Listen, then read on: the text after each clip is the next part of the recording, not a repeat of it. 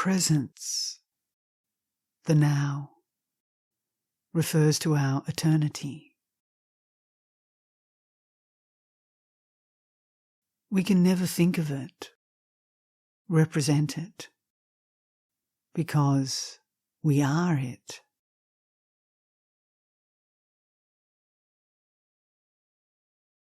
It is an instantaneous perception that refers to our totality.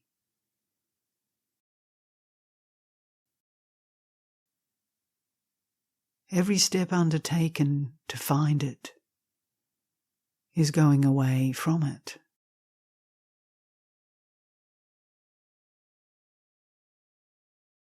It is the ultimate goal in every human being to know it, to be it.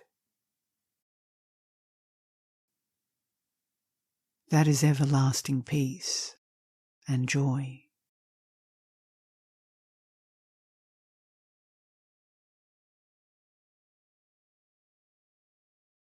The question, who am I?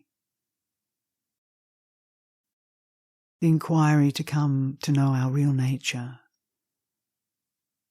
needs a certain maturity in order to come to this question.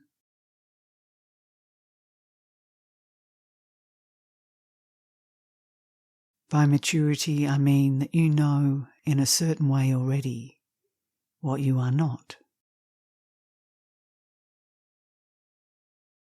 This knowing what you are not brings you to the forefeeling of what you are.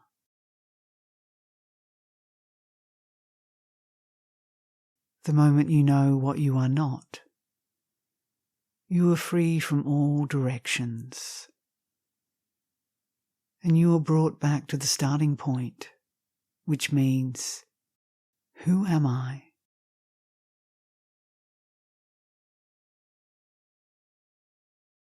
In this moment, there's no more reference to anything known.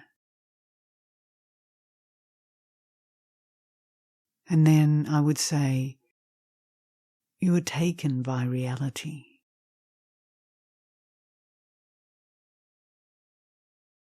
There is no more a knower and something known. Just only being the known.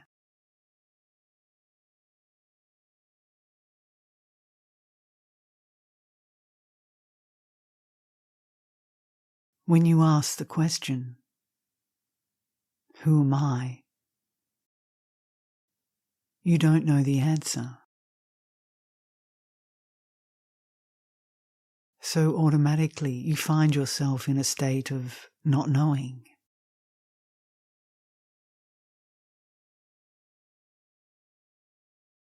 In this state of not knowing, your mind is completely unfurnished. You are free from all representation.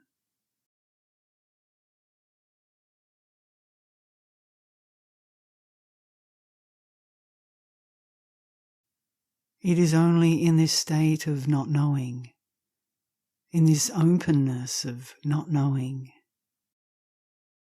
waiting for the eventual known. Then the waiting becomes free from what it is waiting for.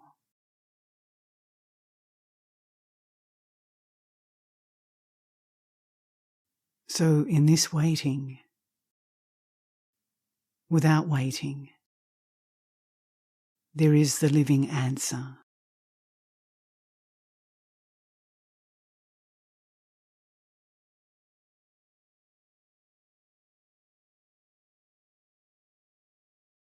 Life is consciousness, and consciousness is life. But one must make a distinction between consciousness or life and its expressions. Its expressions which appear in space and time are objects. But these objects refer to consciousness, to life.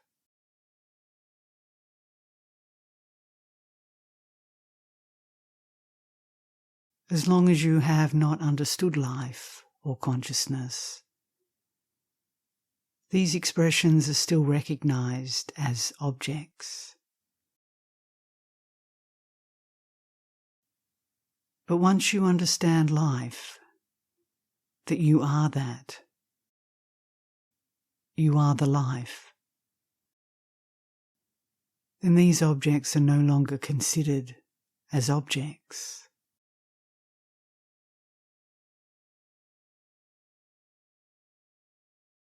They are simply consciousness that refers to consciousness. And they have their own ground in consciousness.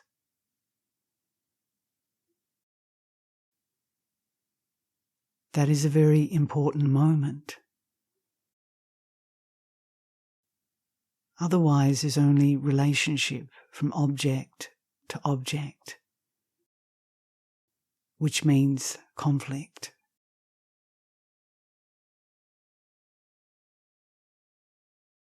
But when the object refers to its home ground, consciousness, there's no more conflict.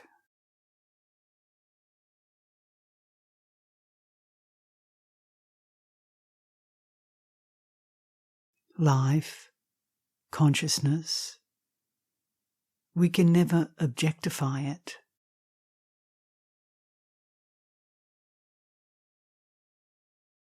Consciousness is the ultimate subject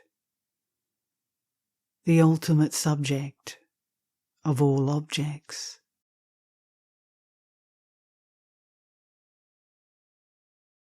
As we said, it can never be an object. And we are consciousness.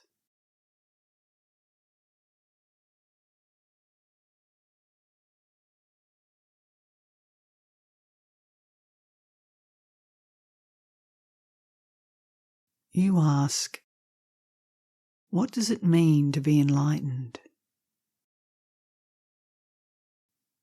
It supposes that there is somebody to be enlightened.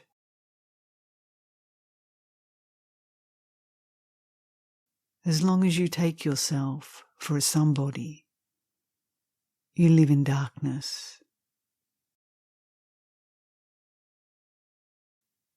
When you realize that the somebody is a mental image, it comes into being when you think of it and you produce it. Then you give it up. This image has no more a role to play. And in this instantaneous giving up, it gives you up.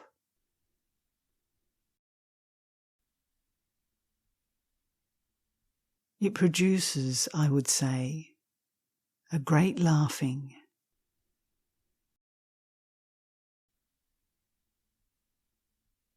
In this laughing, it's like you will feel yourself free from all representation.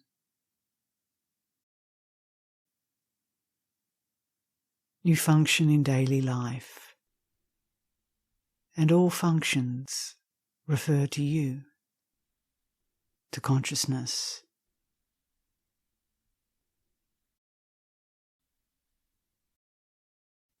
We are really when we are absent.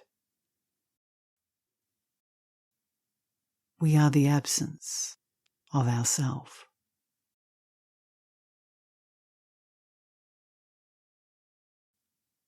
In the absence of ourselves, there is life.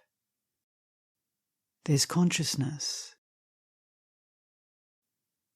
There's happiness. And life is love.